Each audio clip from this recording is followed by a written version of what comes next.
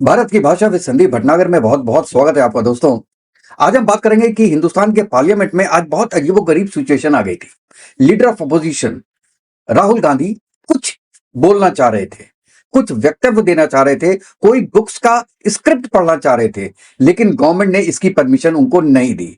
वो 44 मिनट तक वेट करते रहे। ही ट्राइड हिज बेस्ट, लेकिन गवर्नमेंट ने इसकी परमिशन नहीं दी। अब आज हम इस वीडियो में बात करेंगे कि वो क्या चीज थी जो वो पढ़ना चाह रहे थे, किस चीज की स्क्रिप्ट थी, वो लिखी किसने थी, और गवर्नमेंट ऐसा क्या रीजन था कि government had objections on it कि वो सबके सामने पब्लिक में आए। तो इसके बारे में डिटेल में बात करते हैं दोस्तों। और बात करने के पहले मैं रिक्वेस्ट करता हूं कि जिसने मेरा चैनल सब्सक्राइब नहीं किया है वो प्लीज मेरे चैनल को लाइक कीजिएगा और सब्सक्राइब कीजिएगा। चलिए बात शुरू करते हैं। 2019 और 2022 इसके बीच में आपको पता है कि that is the most dangerous time जब इंडिया और चाइना के बीच में स्टैंड ऑफ हुआ, काफी सालों के बाद। उस वक्त इंडिया के जो आर्मी चीफ हैं उनका नाम था मनोज मुकुंद नरवाने। ये तो आपको पता होगा। और एक बात शायद आपको यह भी पता नहीं होगी कि नरवाने साहब उसके बाद सीडीएस बनने वाले थे, लेकिन उनको सीडीएस नहीं बनाया गया और जनरल चौहान को सीडीएस बनाया गया। तो शायद मैं ये बोलता हूं कि कोई ना कोई दिक्कत तो जरूर होगी नरवाने साहब के मन में, और शायद इसीलिए उन्होंने एक बुक लिखी जो कि आप फ्रेम में देख रहे होंगे, 4 स्टार्स ऑफ डेस्टिनी। और इस बुक में उन्होंने 3 चीजों के बारे में जो ऑब्जेक्शनेबल चीज है, देखिए वैसे तो ये 500 पेजेस की बुक है और उसमें जो ऑब्जेक्शनेबल पॉइंट्स थे वो कुछ इंडिया चाइना के बारे में था, गलवान के बारे में था, डोकलाम के बारे में था और अग्निवीर के बारे में था। वो क्या क्या था अब हम इसके आगे आपको डिटेल में बताते हैं। लेकिन ये देखिए इन्होंने क्या किया था कि अमेजॉन पे इसको प्री सेलिंग के लिए भी डाल दिया था बुक को, लेकिन इंडियन गवर्नमेंट ने अलाउ नहीं किया अभी तक। उन्होंने अब कोई भी जो डिफेंस रिलेटेड बुक्स होती हैं वो government of India ministry of defence approve करती है, then it can go to the market and to the press. Penguin Press को करना था ये। 2023 में उन्होंने रिक्वेस्ट किया था कि इसको कि हमको ओके कीजिए जिससे कि हम ये मार्केट में ला सकें। तो अभी तक उसका रिव्यू चल रहा है और अभी तक वो बुक फाइनलाइज नहीं हुई है। तो जो प्री बुकिंग थी अमेजॉन में उसके पैसे भी वापस करने पड़े। तो अभी बॉटम लाइन ये है कि ये बुक पब्लिश नहीं हुई है और पार्लियामेंट में कोई ऐसी बुक जो कि पब्लिश नहीं हुई है उसको डिस्कस नहीं किया जा सकता, जिसमें कुछ ऐसी बातें लिखी हो जो कि शायद इंडिया और चाइना के फ्यूचर संबंध के बारे में हो और जो गवर्नमेंट का इंटरनल डिस्कशंस होते हैं उसके बारे में हो। क्योंकि देखिए आर्मी चीफ जो होता है उसके पास बहुत इंफॉर्मेशन रहती है, लेकिन वो इंफॉर्मेशन क्या वो एक बुक के फॉर्म में रख सकता है? क्योंकि ये सीक्रेट्स होते हैं, नेशनल सीक्रेट्स होते हैं। तो गवर्नमेंट अप्रूव करती है कि हाँ आप ये जो चीजें हैं, ये कोई एब्सेंट फाइल तो है नहीं वैसे, कि आप ये ओपनली ला सकते हैं, तब तो वो बुक पब्लिश हो जाती है। अनलेस अनटिल, या वो कहते हैं कि वो स्टेंजास, वो पैराज आप उसमें से बुक में से निकाल दीजिए, then you go to the publishing house. तो ये एक प्रोसीजर होता है किसी बुक को पब्लिश करने का। अच्छा, बॉटम लाइन में आपको अगर बताऊं, 3 पॉइंट्स पे बाद में आते हैं। बॉटम लाइन में बताता हूं कि नरवाने साहब ये कहना चाह रहे थे कि देखिए चाइना किसी भी हालत में हिंदुस्तान का फ्रेंड नहीं है और ये एक न्यूट्रल नेबर भी नहीं है। आप मेरी बात को समझने की कोशिश कीजिए। न्यूट्रल नेबर भी नहीं है जो बड़ी बड़ी डींगे मार रहे हैं आज के दिन में। इंडिया और चाइना आपस में दोस्ती की, और जी खुद कह रहे हैं कि India is our very good friend, Modi is our very good friend. तो नरवाने साहब ये बोलते हैं कि ये न्यूट्रल नेबर भी नहीं है और China is a strategic rival. वो ये कहते हैं कि चाइना की इंडिया के अगेंस्ट में बहुत लॉन्ग टर्म प्लानिंग है, वो चल रही है, इसको ख्याल रखा जाए। और कहते हैं कि इट यूजेस सलामी स्लाइसिंग। मतलब क्या है कि स्लो इंक्रीमेंटल एनक्रोचमेंट। वो हल्के हल्के एनक्रोच करता रहेगा आपके एरिया को, एक एक किलोमीटर करके, और जब बहुत आगे तक आ जाएगा तब आपको एक्चुअली पता चलेगा कि क्या हुआ, जो कि गलवान में और डोकलाम में हुआ था। और चाइना जो आपसे बात करता है ना, आपको एंगेज करता है, वो केवल बाय टाइम करता है, वो समय खरीदता है आपसे। वो डिस्प्यूट सॉल्व करने के लिए नहीं करता आपसे बात। जो हॉल्ट होता है, जो टॉक्स होती है, वो केवल टाइम बाय करने के लिए की जाती है। तो ये जो कंसेप्ट है जो नरवाने साहब की बुक्स में है, बॉटम लाइन ये है कि जो हिंदी चीनी भाई भाई, हिंदी चीनी भाई भाई बोलते थे, ये सब बेवकूफी है, इसमें कोई भी तथ्य नहीं है। अब देखिए इसमें जो तीन चीजों पे डिस्कस किया गया उसके बारे में हम बात करते हैं। पहला, 2020 में जो रैचिनला का मामला था ना, उसके बारे में उन्होंने उस बुक में लिखा है।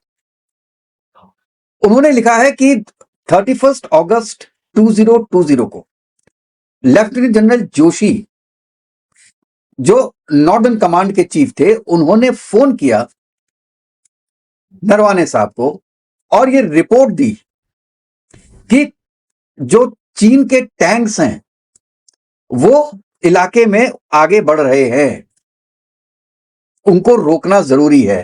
तो नरवाने साहब बोलते हैं कि वो पैनिक में आ गए और उन्होंने सब जगह फोन घुमा दिया। अच्छा, सब जगह उन्होंने फोन घुमाया, कहां कहां घुमाया?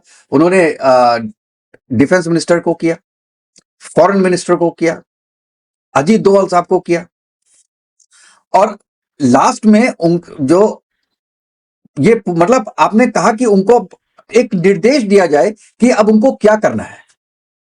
उन्होंने जो राजनीतिक नेतृत्व है उससे पूछा कि हमको साफ साफ निर्देश दीजिए कि गोली चलानी है, नहीं चलानी, लेकिन करना क्या है।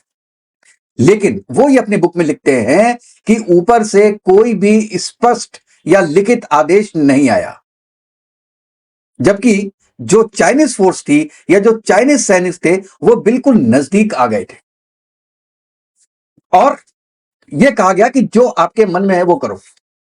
अरे यार, नरवाने साहब कह रहे हैं कि जो हमको आदेश देगा वो तो गवर्नमेंट देगा ना। गवर्नमेंट में डिफेंस मिनिस्टर हमको बोल रहे हैं कि आप जो ठीक लगता है आपको वो कीजिए। इस वक्त गवर्नमेंट ये भी कह सकती है कि हमने आर्मी को छूट दे रखी थी, लेकिन एक्चुअली ये किसी चीज का सॉल्यूशन नहीं है। अब इसमें ये स्टेटमेंट है, अब इसमें आपत्ति क्या है? कोई भी जब संकट होता है ना, तो संकट के समय जो भी ये सेना के फैसले होते हैं, डिसीजंस होते हैं, उस समय की जो फोन कॉल्स होती हैं, जो डिस्कशंस होते हैं, ये सब गोपनीय होते हैं। क्योंकि इससे क्या होता है, आउट होने से स्ट्रेटजी पता चलती है। जैसे पाकिस्तान को आज के दिन में स्ट्रेटजी पता चल जाएगी कि अगर सेम सिचुएशन हमारे साथ हुई या if we have done something on the same line, तो भी यही होगा कि northern command chief will ask army chief आगे फोन करता रहेगा and he will not get the right answer, right instructions rather. तो इसलिए ये एक आपत्तिजनक चीज थी। और जब चाइना की फौज बिल्कुल पास आ गई, उसके बाद भी ये एक्शन नहीं लिया गया और ना ही बताया गया कि आप क्या करो। मतलब यह था कि सेना को कोई भी डायरेक्ट अधिकार नहीं मिले और जैसे मैंने पहले बताया, यही बोला कि जो आपके मन में है करो, मतलब जो आपको ठीक लगे वो करो। तो उससे ऐसा लगता है कि कठिन समय में जो राजनीतिक नेतृत्व है और ये जो आर्मी है, उसके बीच में जो एक समन्वय है, तालमेल है, उसकी जरूर कमी दिखाई दी दोस्तों। और यहीं पर जो गवर्नमेंट है उसको वीक दिखाने की कोशिश की गई है इस बुक में, डायरेक्टली और इनडायरेक्टली। अच्छा, अब दूसरे पॉइंट पे आते हैं, डोकलाम में। देखिए, डोकलाम में उन्होंने कहा है कि चीनी जितने भी टैंक्स हैं वो बिल्कुल आगे आ रहे थे, हमने उनको रोकने की कोशिश की, लेकिन उसके भी हमारे पास कोई परफेक्ट ऑर्डर्स नहीं थे।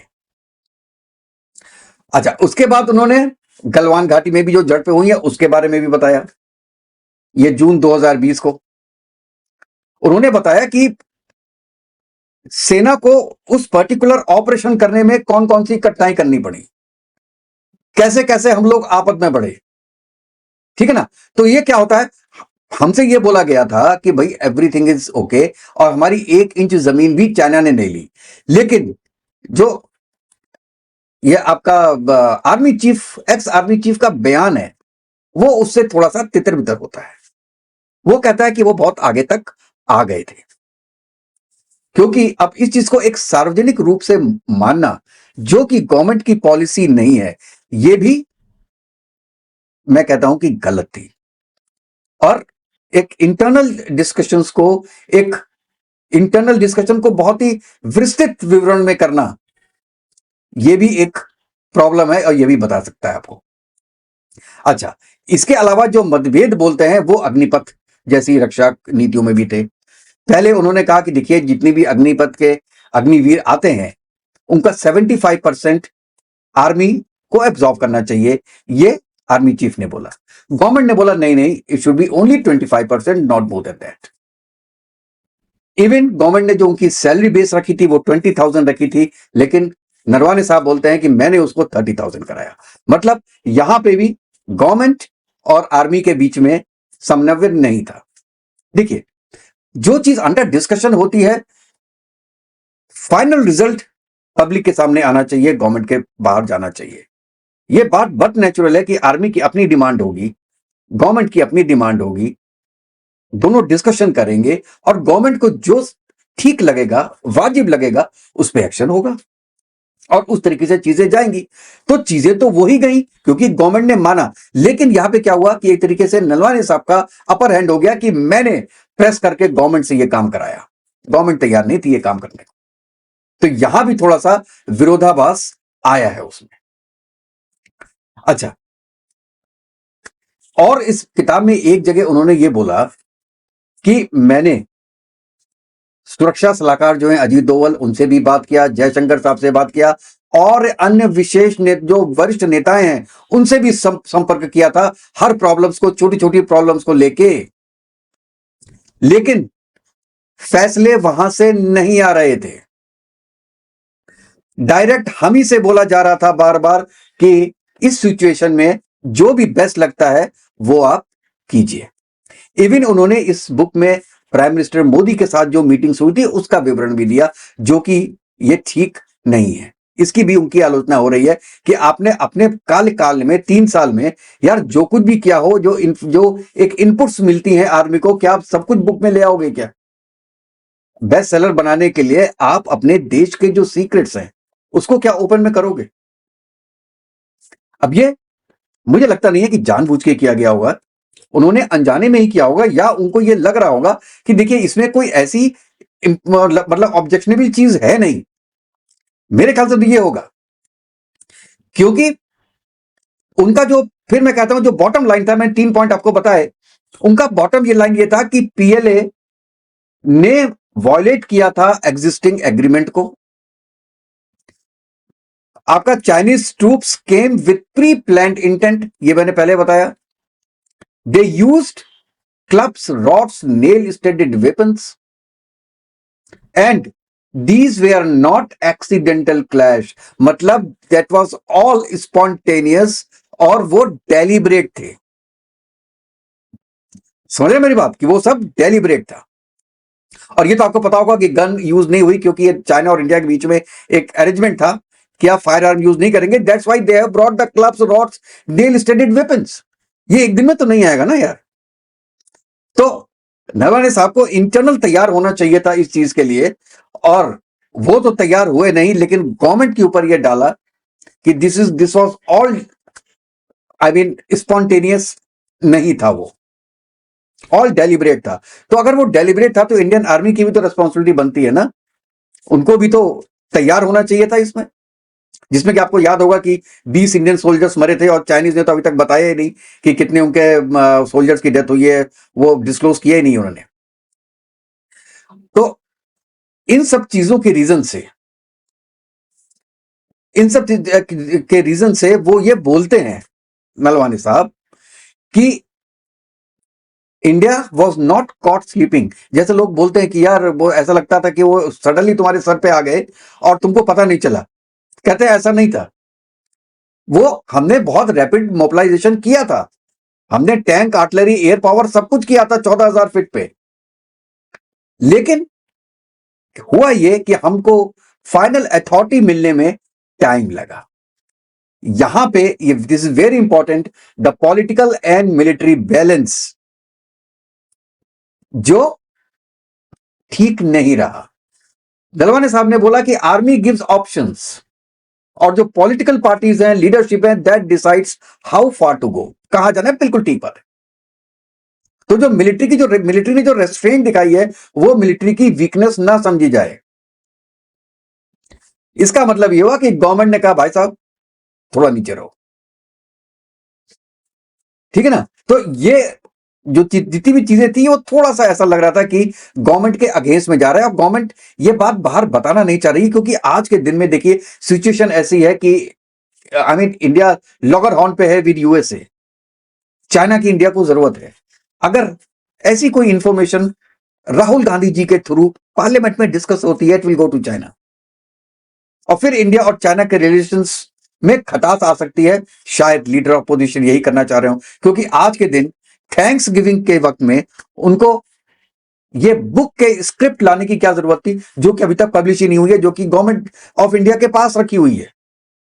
जिस चीज का कोई ऑथेंटिफिकेशन नहीं है उसको लाने की क्या जरूरत है। लेकिन साथ साथ में मैं ये बोलूंगा कि आप टेक्निकली कुछ भी बोलिए, टेक्निकली आप कुछ भी बोलिए, लेकिन जो नलवाहे साहब ने लिखा है उसमें कुछ सच्चाई तो जरूर होगी।